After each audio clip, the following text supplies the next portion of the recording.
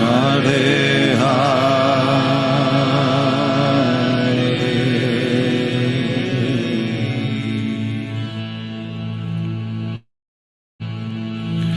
Hare Krishna, Hare Krishna, Krishna Krishna, Hare Hare,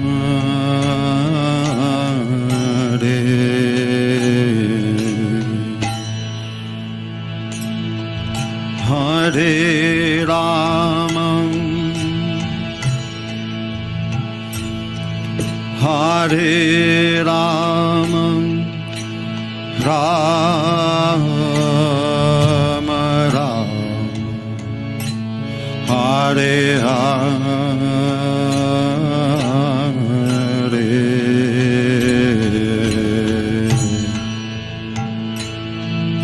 Hare Krishna,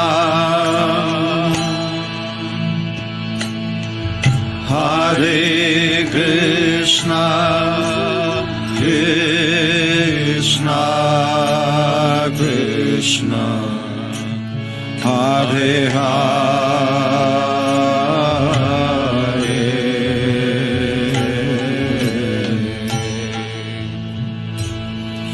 Hare Rama, Hare Rama, Rama Rama, Hare Hare,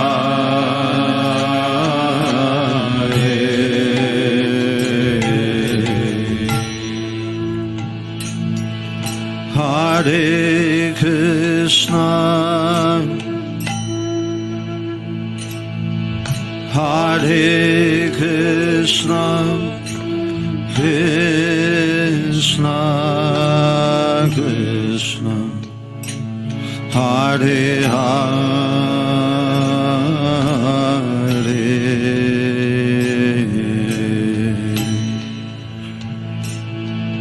Hare Rama, Hare Rama, Rama Rama, Hare Hare,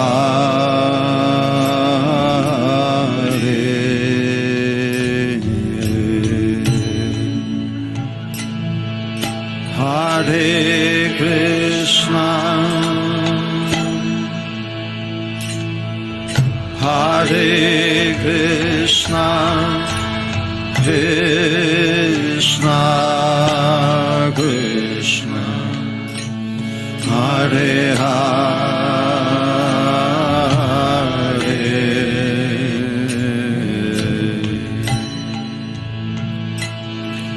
Hare Rama, Hare Rama, Rama Rama, Hare Hare,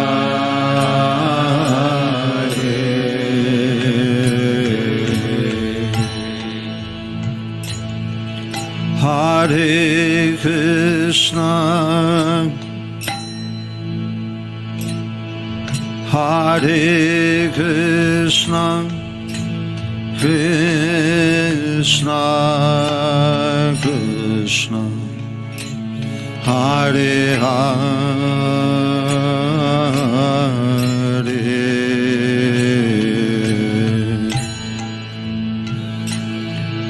Hare Rama, Hare Rama, Rama Rama, Hare Hare,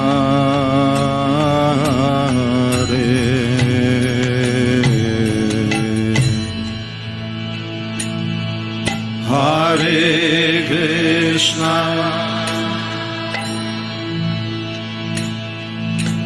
Hare Krishna, Krishna Krishna, Hare Hare,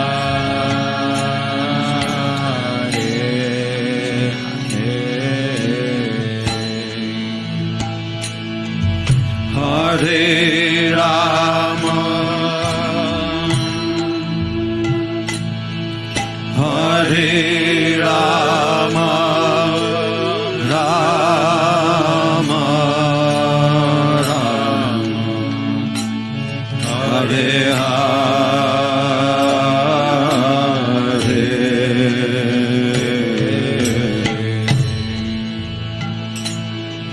Hare Krishna, Hare Krishna, Krishna Krishna, Hare Hare,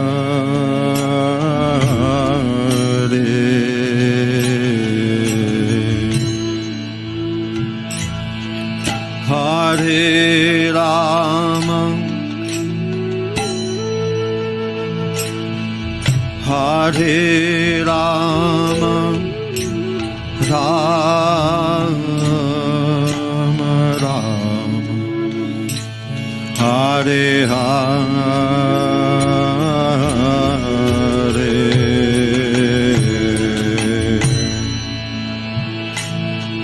Hare Krishna, Hare Krishna, Krishna Krishna, Hare Hare,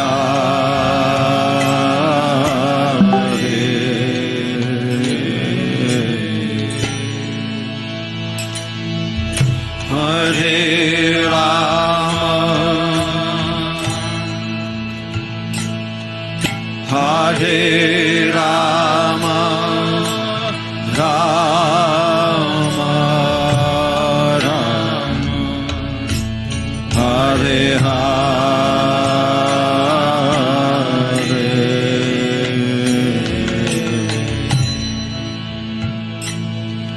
Hare Krishna, Hare Krishna, Krishna Krishna, Hare Hare,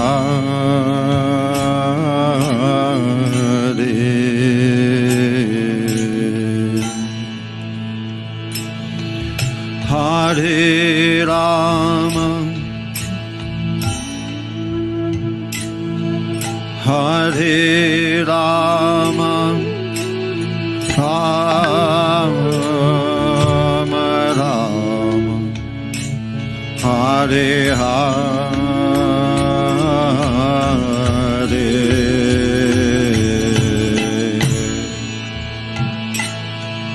Hare Krishna,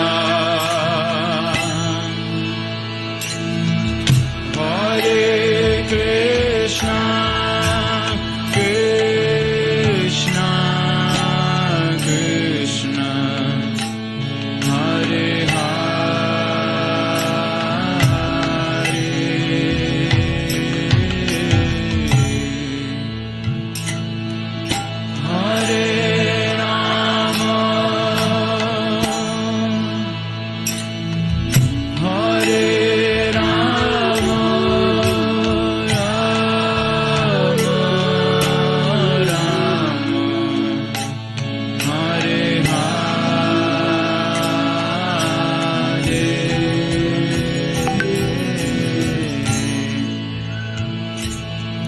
Hare Krishna,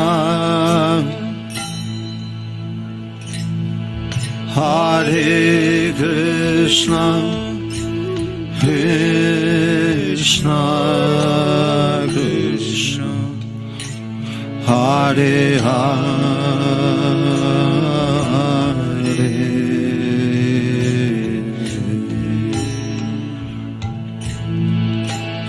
Hare Rama, Hare Rama, Rama Rama, Hare Hare.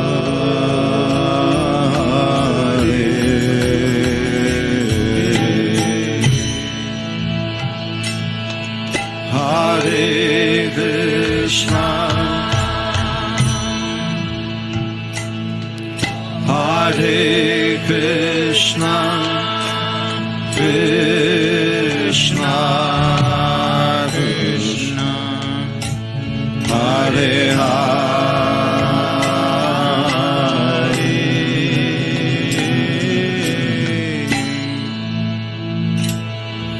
Hare Rama, Hare Rama, Rama Rama, Hare Hare.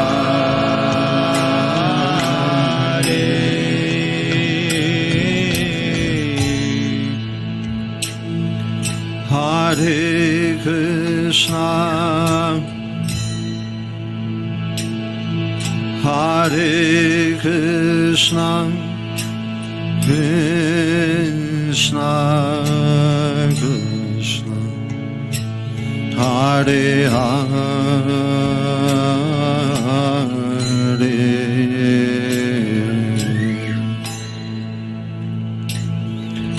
Hare Rama,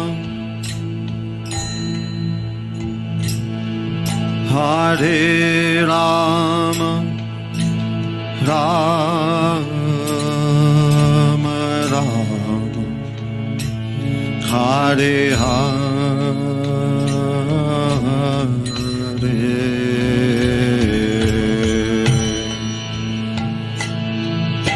Hare Krishna, Hare Krishna, Krishna Krishna, Hare Hare,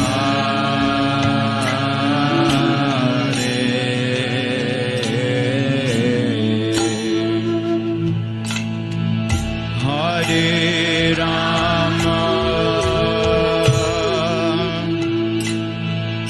Hare Rama, Rama Rama, Hare Hare.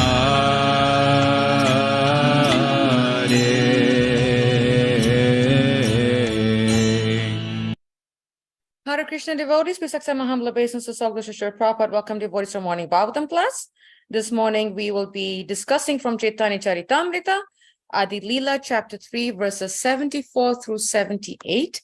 The chapter is entitled The External Reasons for the Appearance of Sri Chaitanya Mahaprabhu, and we are very happy to have Her Grace Vrindavaneswari Radhika from ISKCON Philadelphia.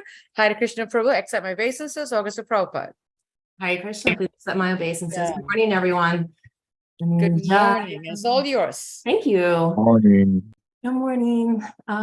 Jaya Radha Madhava Punjabi Hari Jai Gopi Jana Vallabha Giravardhari Yashodanandana Braja Jana Ranjana Jamuna Tira Vanachari Jai Radha Madhava Punjabi Hari Jai Gopi Jana Vallabha Giravardhari Yashodanandana Vraja Jana Ranjana Jamuna Tira Vanachari Jai Radha Madhava Punjabi Hari Jai Gopi Jana Vallabha Giravardhari Yashodanandana Braja Jana Ranjana Jamuna Tira Vanachari Hare Krishna, Krishna Krishna, Hare Hare, Hare Rama, Rama Rama, Hare Hare, Hare Krishna,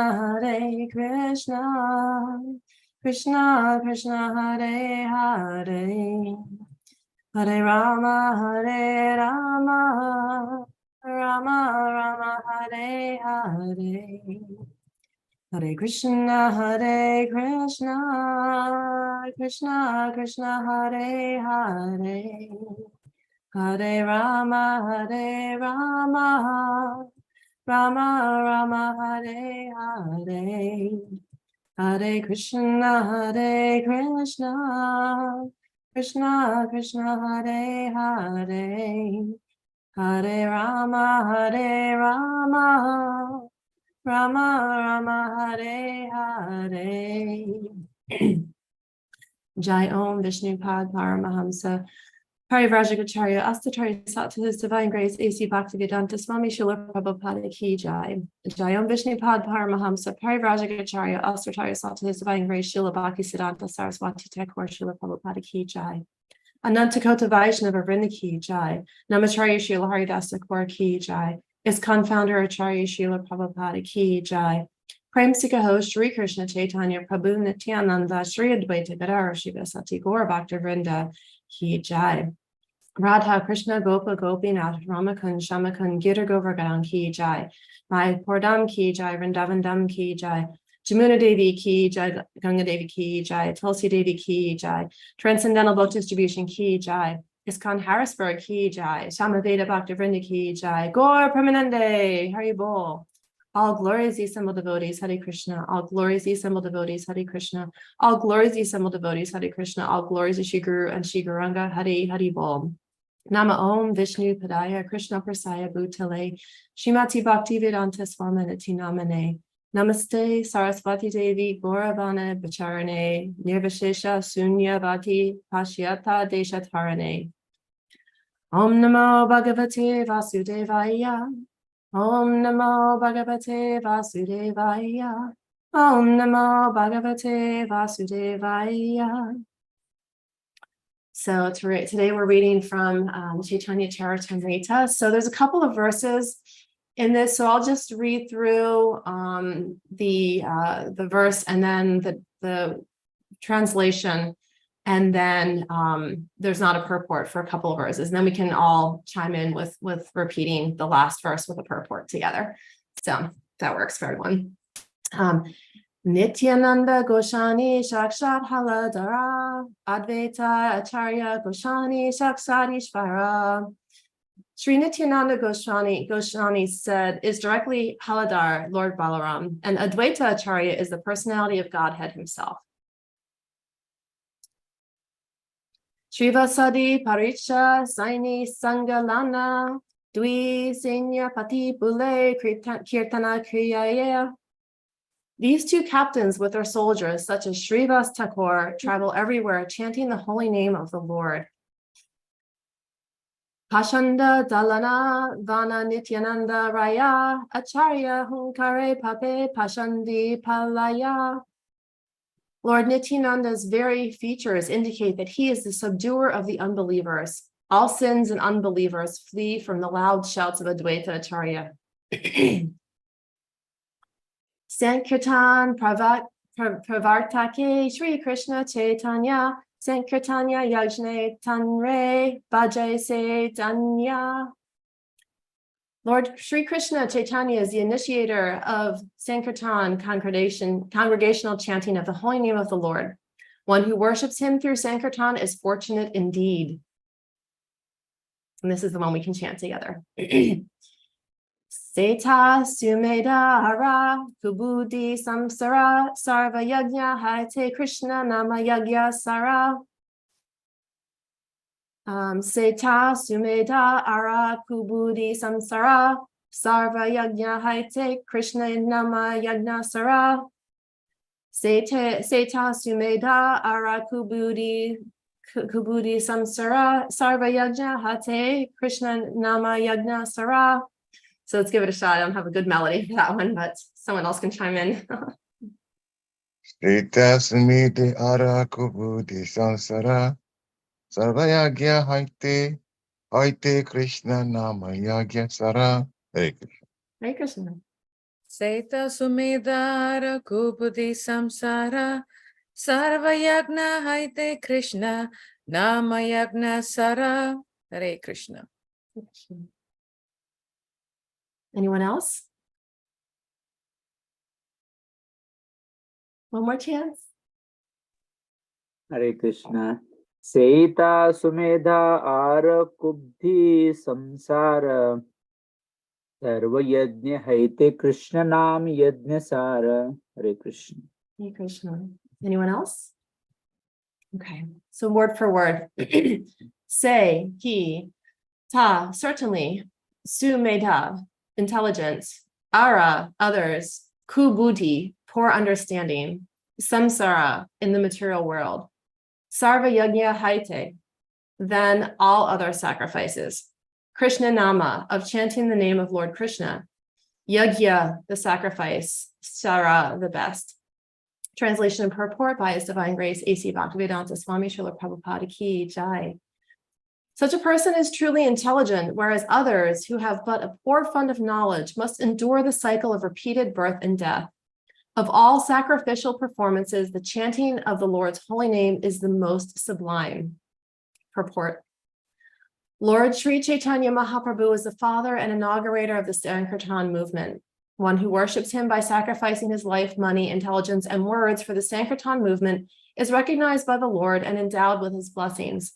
All others may be said to be foolish. For of all sacrifices in which a man may apply his energies, a sacrifice made for the Sankirtan movement is the most glorious. Om Jnana Timaranjasya Gyananjana Shalakaya Chakshur Unamalatam Yena Dashme Shri Guruve Namaha Shri Chaitanya Manovistam Stapitam Yena Bhutale Svayam Rupakada Mayam Dadadi Svadvatandigam Jai Shri Krishna Chaitanya Prabhu Nityananda Shri Advaita Gadara Shri Sati Gaura Bhaktivinoda Vanchakalpa Trubhyascha Kripa Sindhu Bhayavi Chapatitanam Pavanebhyo Vaishnavebhyo Namo Namaha Nama Om Vishnu Vijaya Krishna Sai Bhutale Srimati Bhakti Charu Swami Nityananda Snekta Chaita Supanate Vagman Trasa Pluton Prabhupada Hata Kalinam Bhakti Charu Padam. So I'll read the translation again.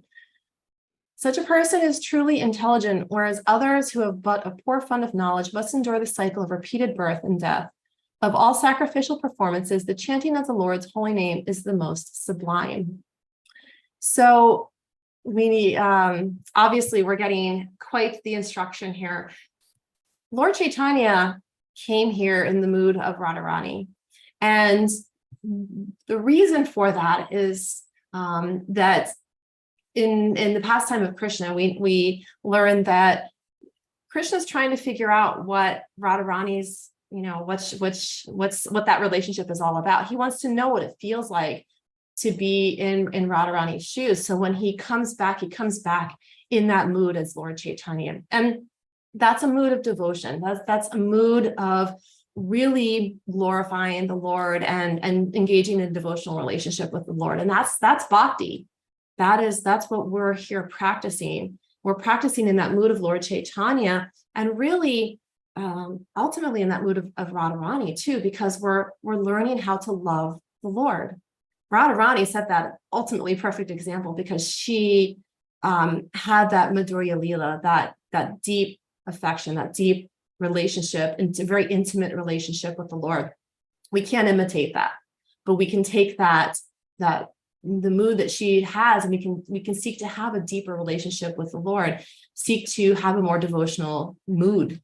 And so Lord Chaitanya comes to present us with this mood in a way that we can actually carry this out.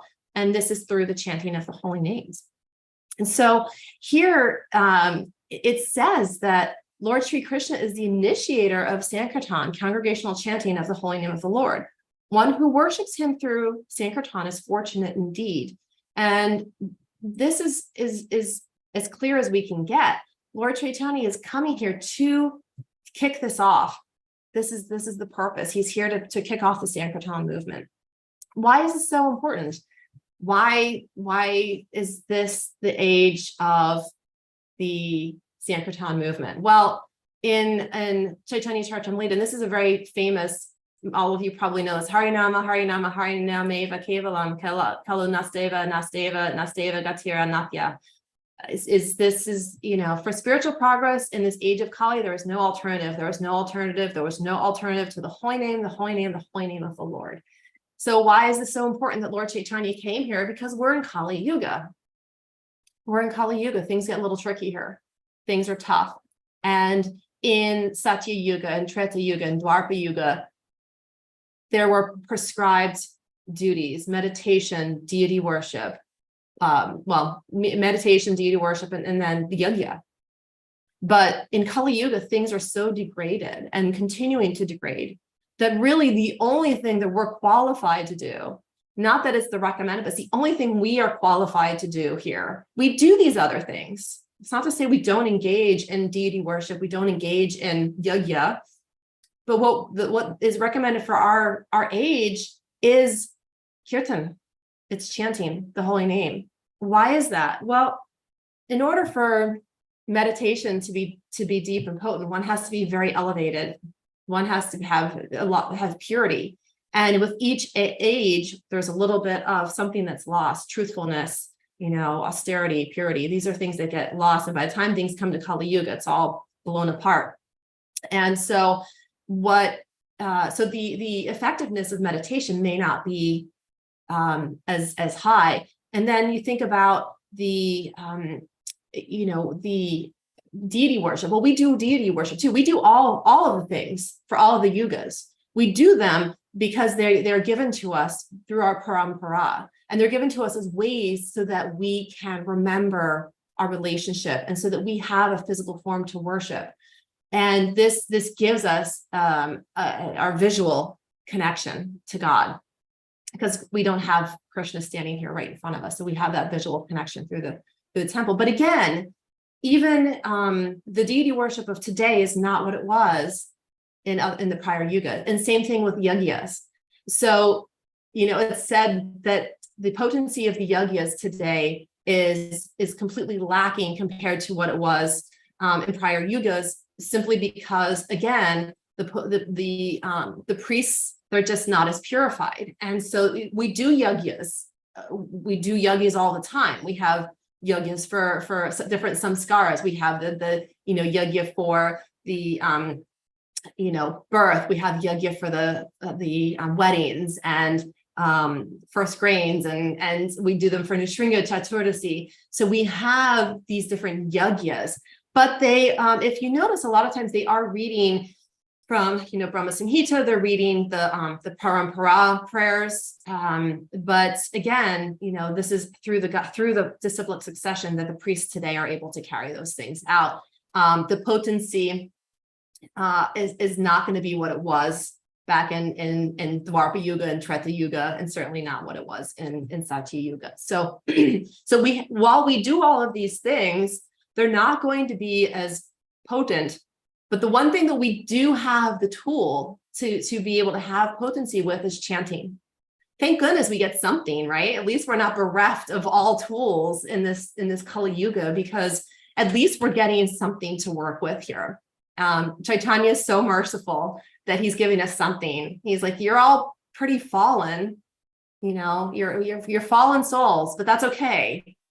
Everyone is. Everyone's a pretty fallen in Kali Yuga, but here's what you can do about it.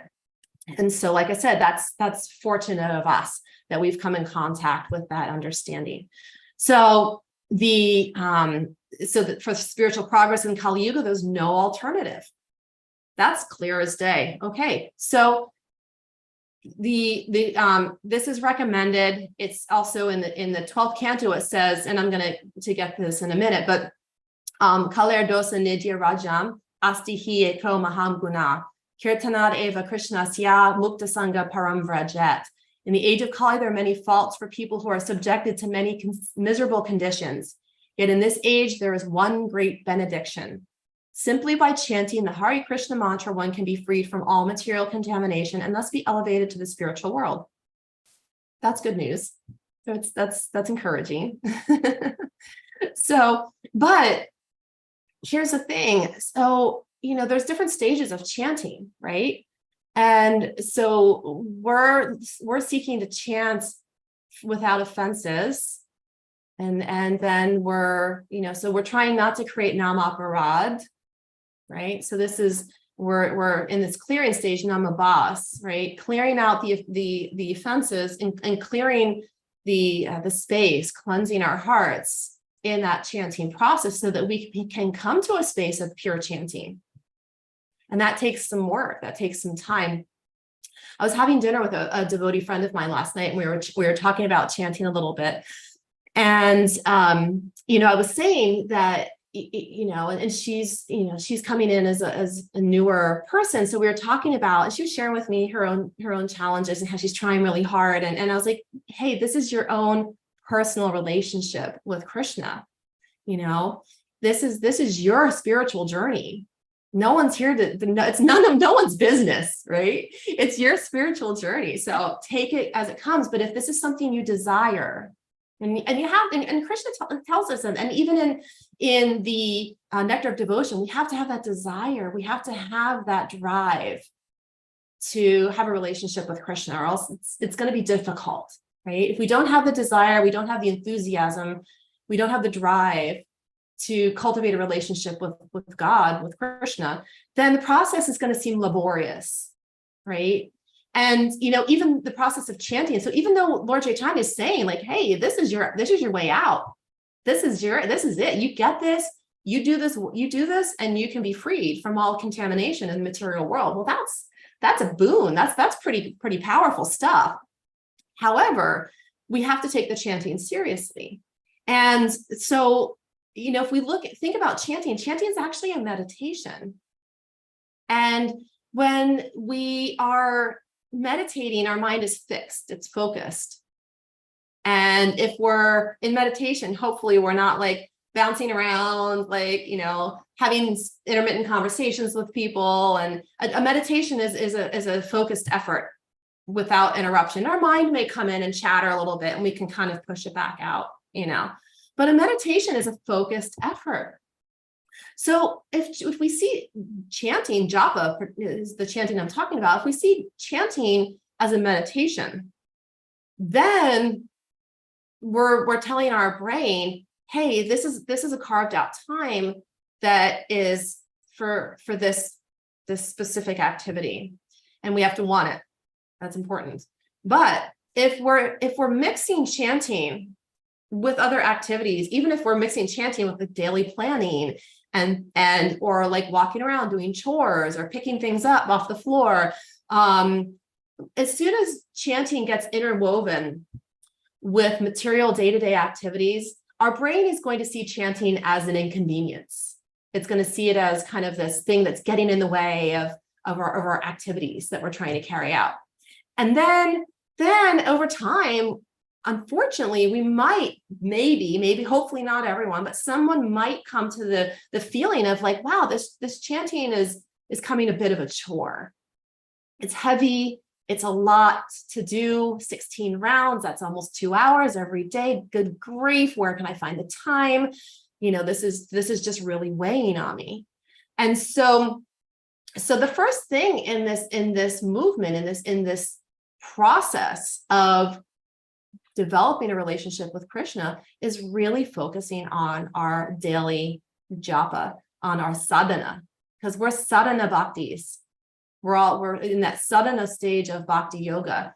And sadhana means that we're practicing, we're sadhikas, we're all practicing in our devotional activities. We're practicing to be devotees. We're practicing to become Krishna conscious. And hopefully the ultimate goal is that prayojana, that goal is that relationship with the Lord. That's what we're aiming for in this process of practicing. But the japa, this daily sadhana, is really very foundational. And again, if it's slipping into our head that it's a chore, then we're going to have slowed progress and fits and starts with it. And one of the things I've done recently, I was sharing this with some friends recently, is that, I'll call myself out. There's been times where I was just like, God, I have to finish my rounds. I just, that language was just really bubbling up a lot. I have to finish my rounds. I've got to get this done. Oh, I have 6 rounds left to chant. And this language I started to observe the words I was using, and I realized it was dragging me down. And it was really impacting my quality of japa. And so what I made a choice to do was free myself of the mandate of I have to. And I switched that. And I said, I want to. I really want to chant my rounds this morning because it makes me feel good. And when I have rounds left over at the end of the day, I'll say to my husband, I was like, I have 3 rounds left that I really want to finish.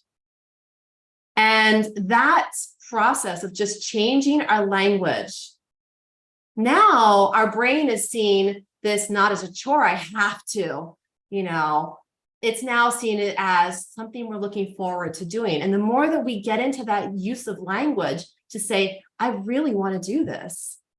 I really want to finish my rounds because it feels good for me, because it's important to me.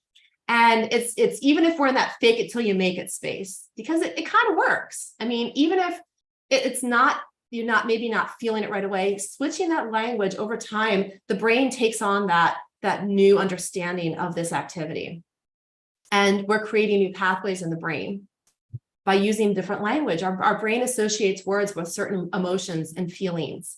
And so if we're using words that give a positive connotation, give a positive feeling in our body, then over time, the positive feeling is going to translate to that activity.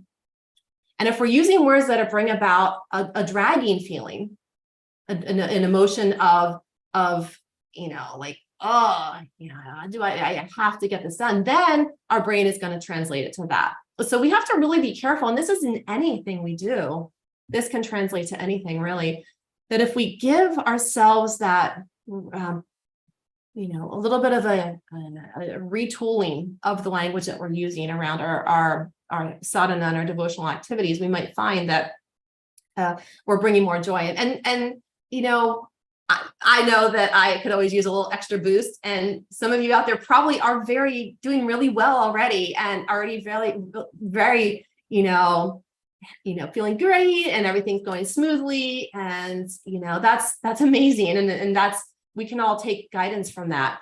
I know that I personally still always am looking for ways to improve how I go about things, because I have a lot of room for growth, a lot of room for growth. And so this is, like I said, this is this opportunity when we change our mindset, we change the words around what we're doing, we can also increase our attachment and desire for it. And that's ultimately what we're doing. We're trying to increase our attachments for devotional activity and decrease our attachments for material activity. But here's where it gets difficult. If we try and increase our attachment for devotional activity by saying, I have to do this, I have to do that, our brain might rebel a little bit, because as a kid, if you're told you have to do this, you have to do that, you have to do that, you're like, I don't wanna,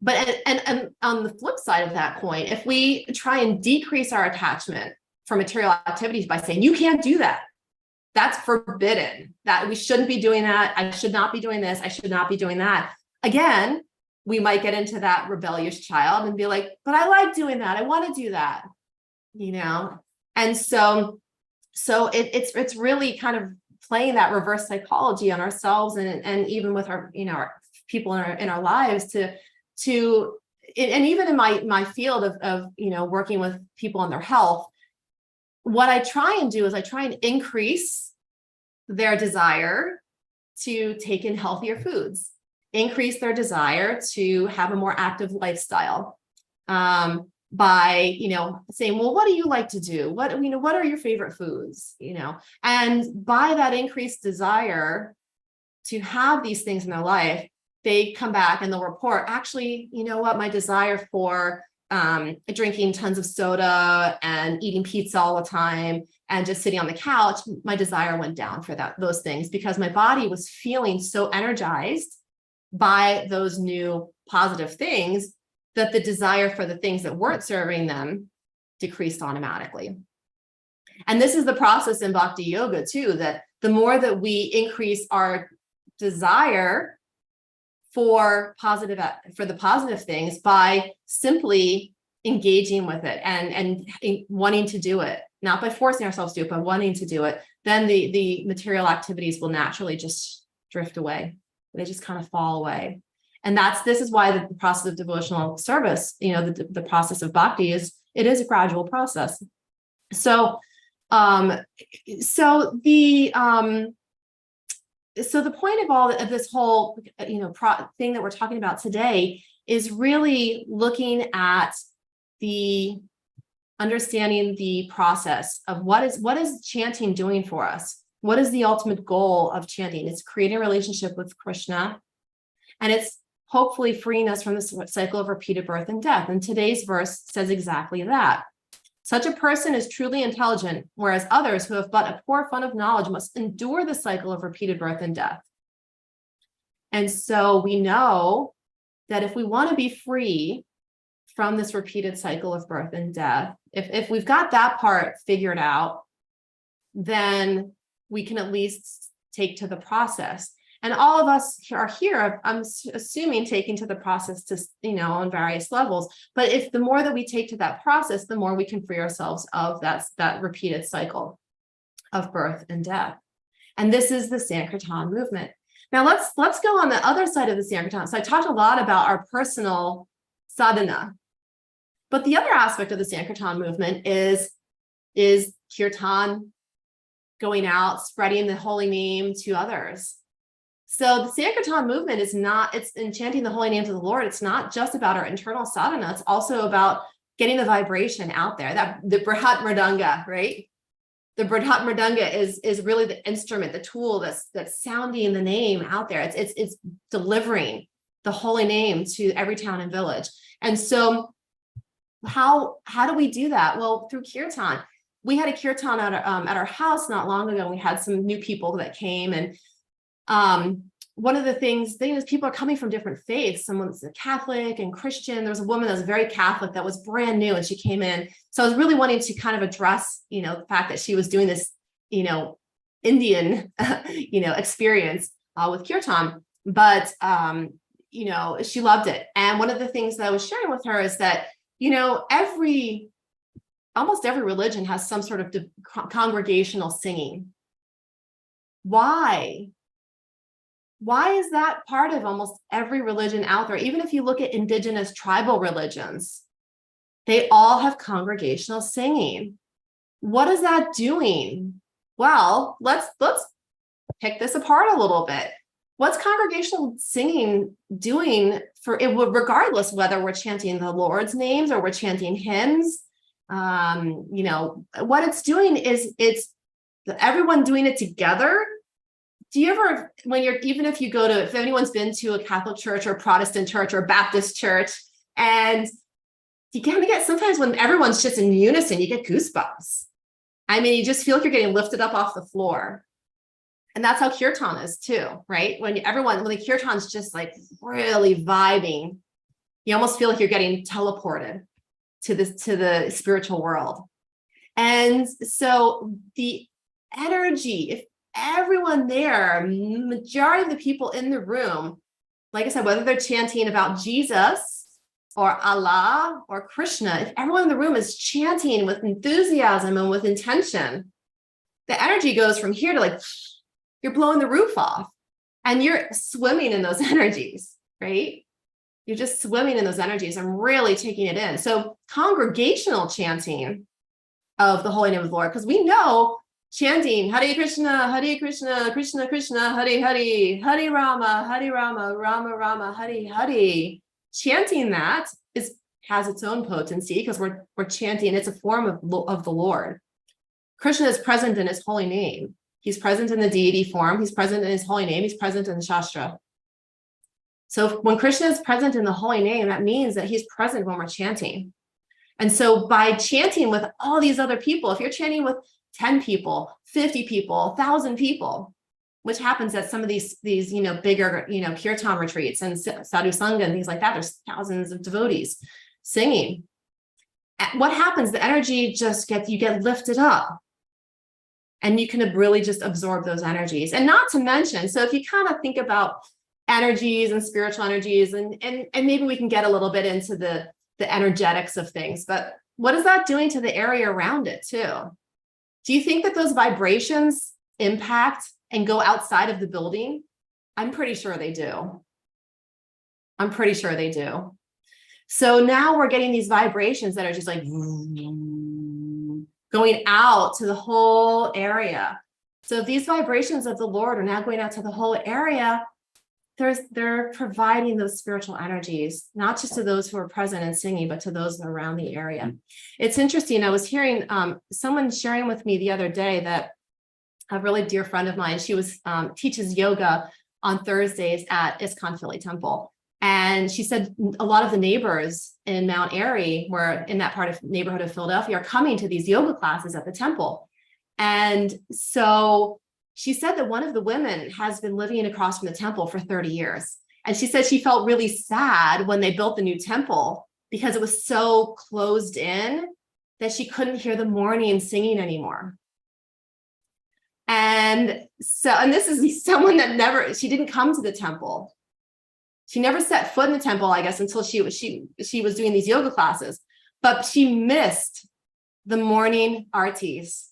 She missed hearing the singing. How powerful is that? I mean, come on. You got to give some kudos to the holy name for just being able to take the energies. And this is the sound vibration. It's going out into the neighborhood. Even though she couldn't understand what they were saying, she was drawn to it. And she missed it when it was gone. There was a gap in her morning that she didn't hear hear the holy name. She didn't hear the vibrations, the singing, the drum, And all of that is why we do the congregational chanting, because this is what helps to elevate us and elevate all those around us. It elevates all those around us.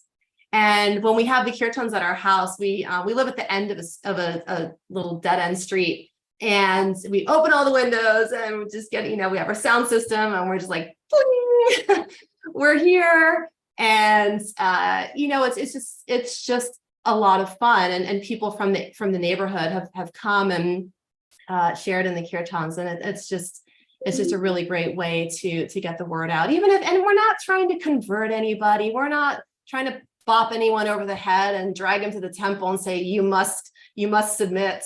We're just trying to give people a taste.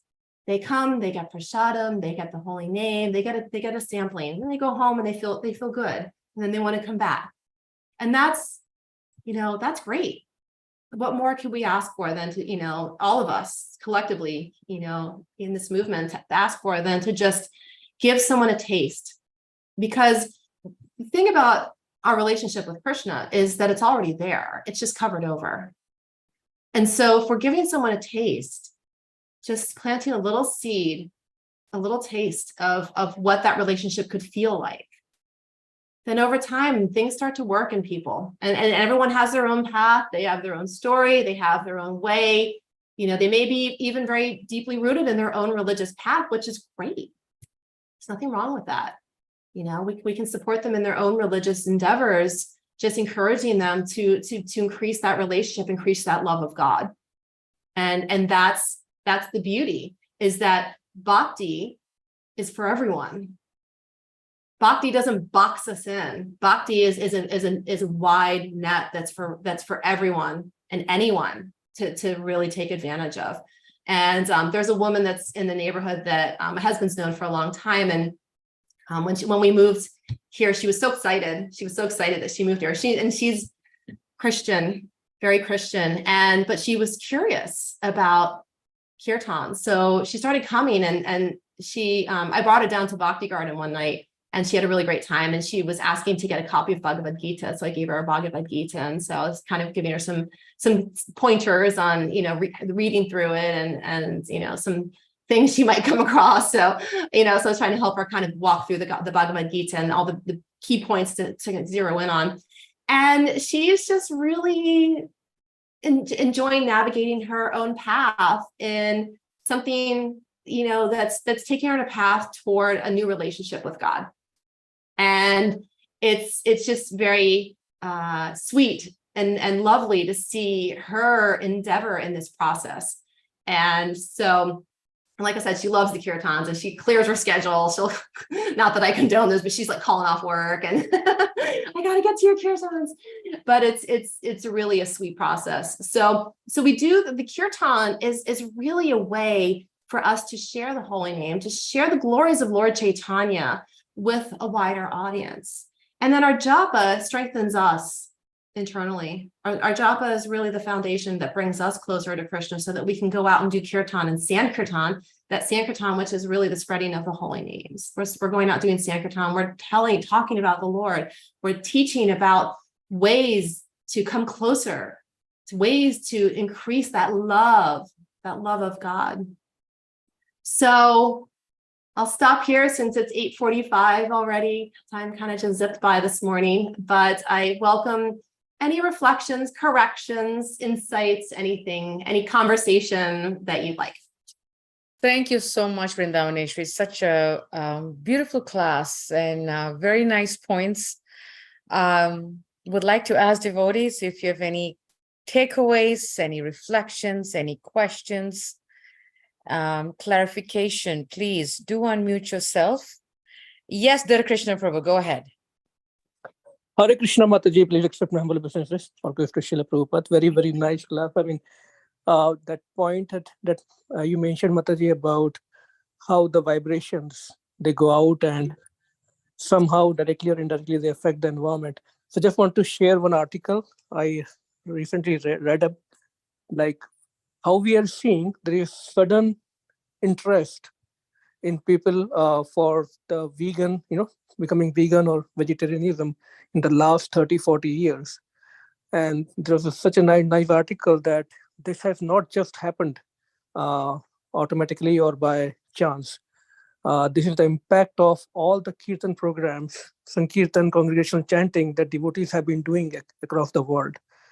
So whatever interest we see, people, turning away from eating, these meat, beef, and things like that, is not by chance. So just wanted to share that how big is the impact of this congregational chanting that you were mentioning. Thank you for that point, Mataji. Oh, thank you for sharing that. That's such a wonderful point. And truly, I mean, the increase in desire and interest in vegetarian and vegan diets has been amazing. It's been an incredible growth that I've seen out there in the world. And, it's interesting because our neighbors who sold us the house, who come to our program sometimes, they actually, they met the devotees back in college, back in the early 80s, and they were young and they loved the vegetarian food. They've been to Gitanagari. They knew some of the devotees we knew, oddly, and they stayed vegetarian. So they're still to this day vegetarian. So it's really, to your point, Prabhu, it is very powerful. When the devotees are serving up these lovely feasts, and they're also, the kirtan, which softens the heart, and just being around devotees, the soft-heartedness and the understanding of, well, it's a movement of compassion, and so compassion means toward animals, and some of those things that actually can soften one's heart and encourage that desire to give up some of those activities which are not favorable for spiritual life. So thank you. Yeah, thank you, Mataji. I have one more question. If anyone Yes. else, okay, Go for it. Please go ahead. Yeah. So this very nice point about how bhakti is, we cannot limit in a box. At the same time, we hear Srila Prabhupada saying, or he is not in favor of yato mat, yato pat, meaning as is my opinion, that will be my path. So how can we reconcile and, don't go to the extremes? Yeah, so I think one of the things we have to remember is that we're not here to manipulate the path, right? So Bhakti Yoga has its own process. It has its own, we have the parampara. So we're not here to reinvent the wheel. We're not here to create a new path or create a new process for increasing our bhakti yoga, increasing our devotional activities and our Krishna consciousness. So when I say that bhakti is for everyone, meaning that if someone is already a practicing Catholic and they really like being a Catholic, then we can encourage them. And Prabhupada did this as well. Well, just become a better Christian. You know, if this process isn't for you, then take this process and increase your activities within your own path.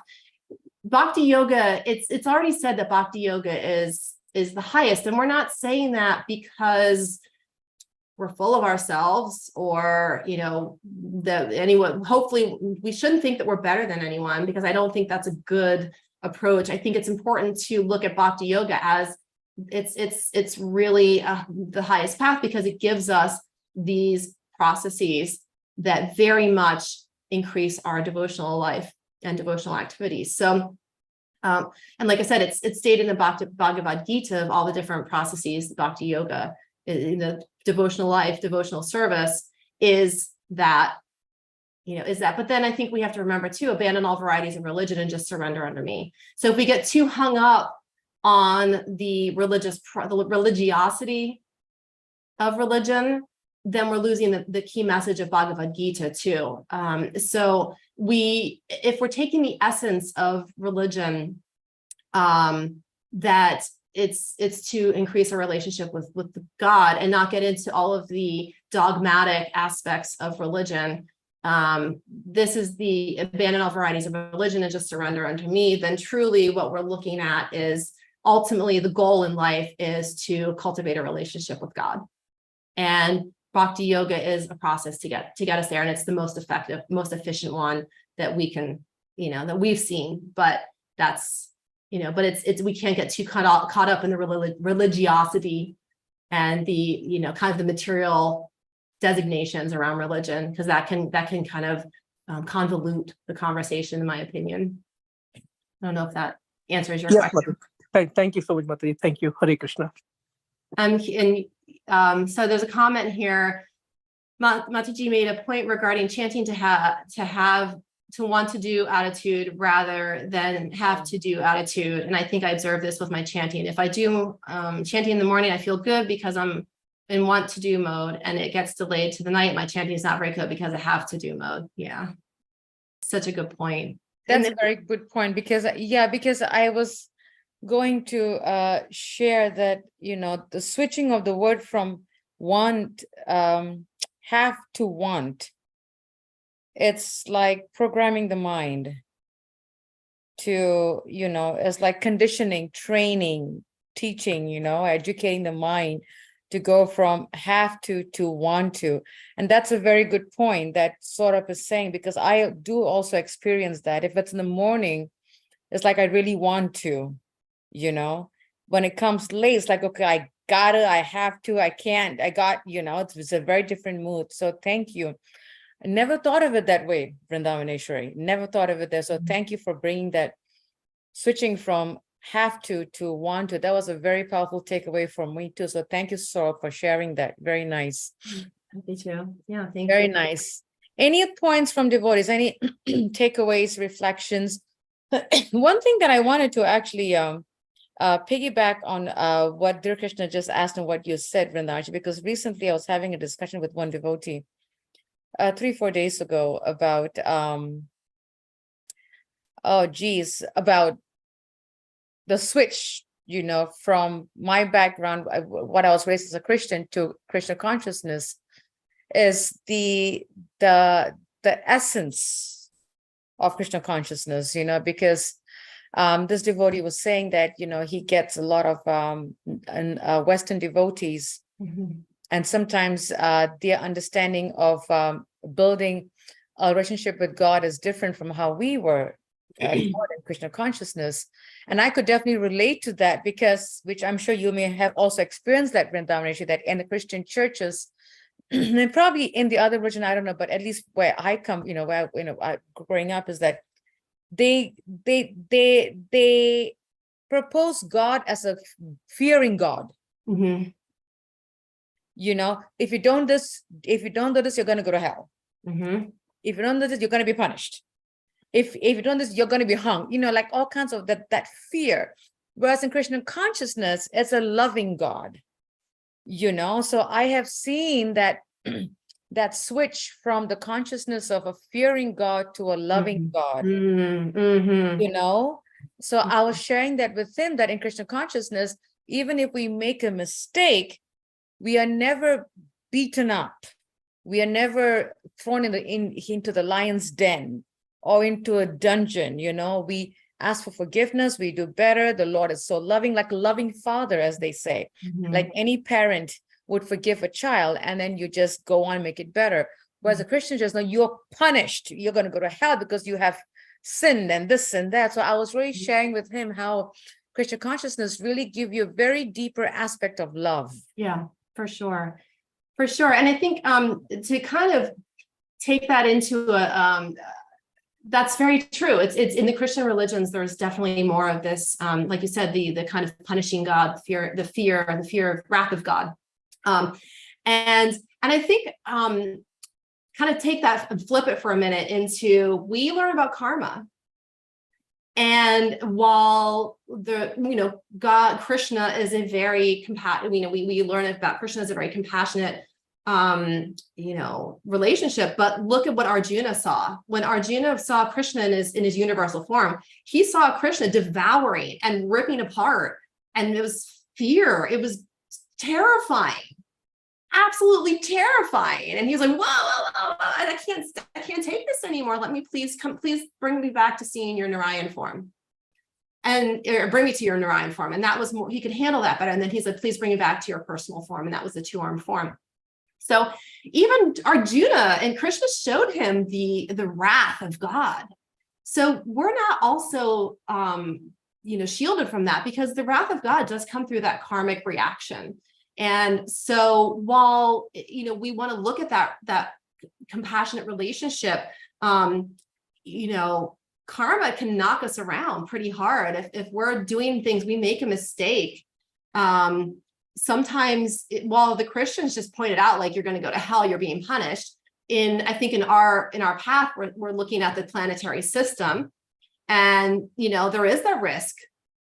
There's certainly, and we learn about that risk. There's certainly a risk of going to a lower planet if we're like just really bad, or coming back in a lower form. In the 8.4 million options of coming back, we could come back in a much lower form. So it's there. I think it's there. I think in Christianity, and this is not to diminish anything around Christianity, but I think Christianity kind of waters down some of those points to make it a little bit more approachable. It's very black and white. I've always seen Christianity to be kind of a very black and white experience. It's like, you do this, you go to hell. You're good, you go to heaven. Yes, cut and dry. They don't have that middle ground. There's no, It's like you do good, you're in the good books. You do bad, you're in the bad books. That's a good book. That's a bad book. That's it. There's no middle ground. It's like you got and sometimes I feel like also there isn't this middle ground of someone holding the hand.